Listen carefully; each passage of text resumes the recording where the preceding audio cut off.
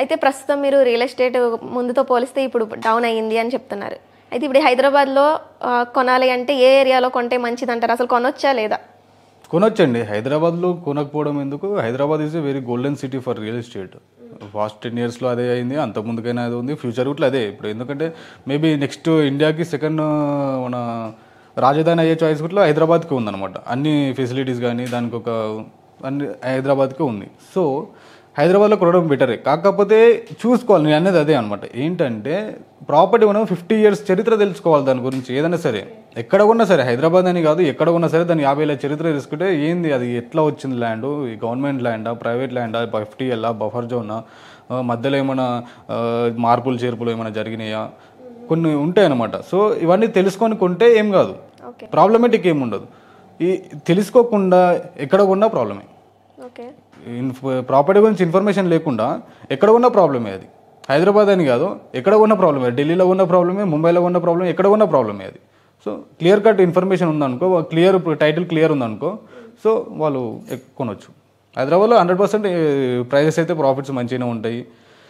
Present అయితే కొంచెం sales transaction అయితే తగ్గింది, బట్ ఫ్యూచర్లో పెరుగుతుంది, డెఫినెట్గా పెరుగుతుంది. ఇదైతే టెంపరరీ. ఆగడం అనేది ఏదైనా సరే ఆగడం అనేది temporary. Real estate is vast business, చాలా పెద్ద బిజినెస్ ఇది. పాపం జనాలు పెరుగుతూనే ఉన్నారు, భూమి తరుగుతూనే ఉంది. సో పెరుగుతాయి, డెఫినెట్గా ప్రైజెస్ అనేవి హైక్ అవుతాయి. కొని పెట్టుకోండి, కాకపోతే తీసుకోవాల్సిన జాగ్రత్తలు తీసుకోండి. లేదంటే మా లాంటి వాళ్ళని అప్రోచ్ అవ్వండి, మేము ప్రికాషన్స్ తీసుకొని క్లియర్ కట్గా మేము క్లియర్ టైటిల్ సేల్ చేస్తాం. అంటే ఇంకా ఏ విధంగా డెవలప్ అవ్వబోతుంది అంటారు హైదరాబాద్? ఇంకా ఇప్పుడు ప్రజెంట్ హైదరాబాద్ సిటీ అయితే డెవలప్ అయ్యిందండి. ఇప్పుడు ప్రజెంట్ మళ్ళీ నెక్స్ట్ ఇప్పుడు డెవలప్ అయ్యే choice 4th city, future city అంటున్నారు గవర్నమెంట్, ప్రజెంట్ గవర్నమెంట్. సో మంచి ఆలోచన, గవర్నమెంట్ ఇది మంచి ఆలోచన. అటు సైడ్ తీసుకెళ్తున్నారు, రేటు మన శ్రీశైలం అండ్ సాగర్ హైవేకి మధ్యలో వస్తుంది అనమాట. సో ఆ ఏరియాలో ఎలాంటి డెవలప్మెంట్స్ అంటే లైక్ టెక్ కంపెనీస్ కానీ, ఇండస్ట్రీస్ కానీ, ఫార్మా కంపెనీ ఉంది, రకరకాల ఇలాగే మన మల్టీప్లెక్సెస్ కానీ, డిఫరెంట్ టైప్స్ ఆఫ్ కాంపోనెంట్స్ అక్కడికి వస్తాయి. సో అక్కడ ఇన్వెస్ట్మెంట్ చేశారనుకో కస్టమర్స్, మంచి లాభాలు వస్తాయి. This is the right time. ఎందుకంటే ఇప్పుడు మార్కెట్ కూడా కొంచెం స్లో ఉంది కాబట్టి ప్రైస్ కూడా నార్మల్గానే ఉంటాయి. ఓకేనా, ఇన్వెస్ట్మెంట్స్ ఫ్యూచర్లో వస్తుంటాయి. ఫ్యూచర్లో వచ్చినప్పుడు ఇప్పుడు ఇన్వెస్ట్మెంట్ చేసి పెడితే 10 రూపాయలకు కొన్నది రేపు 100 రూపాయలు అవుతుంది. ఓకేనా, సో మీ దగ్గర ఉన్న పైసలు మీ దగ్గర పెట్టుకుంటే ఏమీ రాదు. బ్యాంక్లో వేస్తే ఫిక్స్డ్ డిపాజిట్ చేస్తే 6% ఏమో ఇస్తారు పర్ యానం. ల్యాండ్ పైన ఇన్వెస్ట్మెంట్ చేయండి, మీకు ఒక అసెట్ పడి ఉంటుంది. పెరిగినప్పుడు భూమి పెరుగుతుంది. మీకు ఎమర్జెన్సీ పైసలు రిక్వైర్మెంట్ ఉంటే అది ఎక్కడైనా పెట్టైనా పైసలు తెచ్చుకోవచ్చు. ఓకేనా, సో ఇన్ని లాభాలు ఉంటాయి. అసెట్ పై ల్యాండ్ పైన ఇన్వెస్ట్మెంట్ చేసి ఇన్ని లాభాలు ఉంటాయి. అయితే హైదరాబాద్లో మనం ఇప్పుడు అనుకున్నట్టే మీరేం సజెస్ట్ చేస్తారు? ఏరియా ఒక మంచి ఏరియా ప్రజెంట్ సిచ్యువేషన్లో మాత్రం Srisailam highway, Sagar highway, Bengaluru highway, ఈ హైవేలో మెయిన్గా కందుకూరు టు కర్తాల్ మధ్యలో ఇన్వెస్ట్మెంట్ చేయండి. ఓకే, తుగ్గూడ నుంచి కర్తాల్ వరకు ఇన్వెస్ట్మెంట్ చేయండి. మన దగ్గర ఒక 50 lakhs ఉంటే అది ప్లాట్ కొనడం మంచిదంటారా, లేకపోతే ఏదైనా మ్యూచువల్ ఫండ్స్లో ఇన్వెస్ట్ చేయడం మంచిదంటారా? మ్యూచువల్ ఫండ్స్లో ఇన్వెస్ట్ చేయడం కంటే రియల్ ఎస్టేట్లో ఇన్వెస్ట్ చేయడం చాలా బెటర్. ఓకే, ఇక్కడ మైనస్ ఒకటే ఉంటుంది. రియల్ ఎస్టేట్లో ఇన్వెస్ట్ చేస్తే లాస్ అయ్యే చాయిస్ ఒకటి ఉంటుంది. అది కూడా రీసెంట్గా వచ్చిన ప్రాబ్లం వల్ల, హైడ్రా వల్ల. అదొక్కటి చెక్ చేసి డాక్యుమెంట్స్ క్లియర్గా చెక్ చేసుకున్నారు అనుకోండి, ఇన్వెస్ట్మెంట్ చేయొచ్చండి. Real estate is best. ఎందుకంటే లాస్ అనేది ఉండదు. మ్యూచువల్ ఫండ్స్ కూడా 50-50 రేషియో. లాస్ అయ్యే చాయిస్ ఉంటుంది, ప్రాఫిట్స్ వచ్చే చాయిస్ ఉంటుంది. ఎంత ప్రాఫిట్స్ ఉన్నాయని మనం ఎగ్జాక్ట్గా చెప్పలేము మ్యూచువల్ ఫండ్స్లో. రియల్ ఎస్టేట్లో అయితే అప్రాక్సిమేట్గా చెప్పగలుగుతాం మనం. అప్రాక్సిమేట్ ఇంత ఈ ఫిగర్ నుంచి ఈ ఫిగర్ వరకు ప్రాఫిట్స్ వస్తాయి పర్ యానం అని చెప్పేసి మనం చెప్పగలుగుతాం. Gold versus stock market versus real estate, ఈ మూడిట్లో మీరు ఏది సెలెక్ట్ చేస్తారు? ఐ మీన్ వ్యూవర్స్కి కానీ. Safe and secure real estate. Okay, safe and secure real estate it's అంటే ఇందులో 50-50 ఛాన్సెస్ లేవు. పెట్టిన పెట్టుబడి అయితే ఖచ్చితంగా వస్తుంది.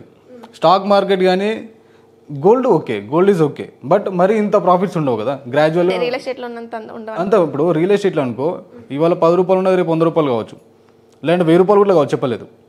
గోల్డ్ అనుకో గ్రాడ్యువల్గా కదా, తులం పైన 1000-2000 అంతే పెరుగుతుంది. మళ్ళీ ఒక సర్టెన్ పీరియడ్ వరకు అంతే ఉంటుంది. అది ల్యాండ్ అలా కాదు కదా. ఇప్పుడు ఫర్ ఎగ్జాంపుల్ ఫ్యూచర్ సిటీ ఉంది, ఇప్పుడు కర్తాలు, కందుకూరు ఏరియా, మీర్ఖాన్పేట ఈ ఏరియాలు ఉన్నాయి. ఆ ఏరియాలో ల్యాండ్ కొన్నారు అనుకో, రేపటి నాడు ఇంకో కంపెనీ వచ్చింది, అక్కడ ఇనాగ్రేషన్ అయ్యింది. ఇలా 1 కోటి 2 కోట్లు ఉన్న ల్యాండ్ ఎగ్దమ్ 6-8 కోట్లు అవుతుంది. అంటే ఎంత ప్రాఫిట్ చెప్పలేము. సో హై రిస్క్ అనేది ఉండదు కదా దీంట్లో, లాస్ అయ్యే చాయిసెస్ ఉండదు రియల్ ఎస్టేట్లో ఇన్వెస్ట్మెంట్ చేసి. So I choose real estate.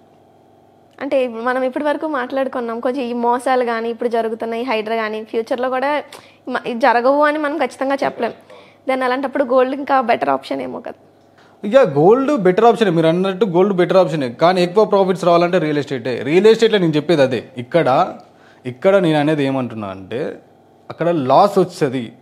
Better option మీరు మోసాలు జరుగుతాయేమో అంటున్నారు కదా, మోసాలు జరగకుండా చూసుకుంటే ఇదే బెటర్ కదా. ఇప్పుడు గోల్డ్లో కూడా మోసాలు అయ్యే చాయిస్ ఉంటుంది. ఫర్ ఎగ్జాంపుల్ ఎలా అంటే రీసేల్ ట్రేడింగ్స్ అప్పుడు రకరకాలుగా చేస్తున్నారు మోసాలు, దాంట్లో కూడా మోసాలు అవుతున్నాయి. బిస్కెట్స్కి మీద కోటింగ్ వేసి లోపల వెండి పెడతారు, మీద బంగారు రేకు చేస్తారు, అంటే డిఫరెంట్గా. So real estate is best. దేనికైనా రియల్ ఎస్టేట్ బెస్ట్ ఇన్వెస్ట్మెంట్ అండి. ఒక ఇన్వెస్టర్కి real estate is best investment. Okay అండి. మన విలేజ్లో ఉన్న స్థలాన్ని అమ్మేసి హైదరాబాద్లో కానీ బెంగళూరులో కానీ ఒక ఫ్లాట్ ఏదైనా కొనడం అనేది మంచిదే అంటారా? డిపెండ్స్ ఆన్ దేర్ నీడ్స్ అండి. ఇప్పుడు విలేజ్లో ఉన్న ల్యాండ్ అమ్మడం, ఇక్కడ హైదరాబాద్లో ప్లాట్ కొనాలంటే వాళ్ళకి ఏమైనా రిక్వైర్మెంట్స్ ఉండి, అంటే ఇక్కడ జాబ్ ఉండి ఇక్కడ సెటిల్ అవ్వాలన్న ఆలోచన ఉండి కొనాలనుకుంటే బెటరే. లేదు నేను ఇన్వెస్ట్ పరంగా అనుకుంటే అక్కడ అమ్మి హైదరాబాద్ సిటీలో కాదు అప్పుడు ఇన్వెస్ట్మెంట్ చేయాలి. అంటే హైదరాబాద్ సిటీలో ఇన్వెస్ట్మెంట్ చేసేలా అంటే కమర్షియల్ ప్రాపర్టీస్ పైన ఇన్వెస్ట్మెంట్ చేయాలి. So it's huge amount. Commercial properties పైన ఇన్వెస్ట్మెంట్ చేస్తే లాభాలు ఉంటాయి. లేదు అంటే సిటీ అవుట్స్కట్స్లో ఏ ఏరియాలో అయితే డెవలప్మెంట్స్ ఉంటాయో, ఫ్యూచర్లో డెవలప్ అయ్యే చాయిస్ ఉంటుందో ఆ ఏరియాలో ఇన్వెస్ట్మెంట్ చేస్తే డెఫినెట్గా లాభాలు ఉంటుంది. ఫ్యూచర్లో ఇప్పుడు ఈ 2025లో ఈ రియల్ ఎస్టేట్ పరిస్థితి ఇంకెలా ఉండబోతుంది అని అంటారు? ప్రజెంట్ అయితే ఓకే, యావరేజ్ ఉందండి. మరి లేదు అని చెప్పలేం, మరీ ఉందని కూడా చెప్పలేం. యావరేజ్, బిలో యావరేజ్, బట్ గ్రాడ్యువల్గా ఇంక్రీజ్ అయ్యే చాయిస్ ఉంది. అదే ఖచ్చితంగా చాయిస్ ఉందంటున్నారు కదా, మీ అంచనాలు ఏంటి, మీ అంశాలు ఎలా ఉండబోతున్నాయి అనేది? సో నా ఎక్స్పెక్టేషన్స్ ఈ ఇయర్లో ఇంకొక 10 to 15% ఇంక్రీజ్ అవుతుందని చాయిస్ ఉంది అనుకుంటున్నాను. 10 to 15% ఇంక్రీజ్ అయ్యే చాయిస్ ఉంది అనుకుంటున్నాను.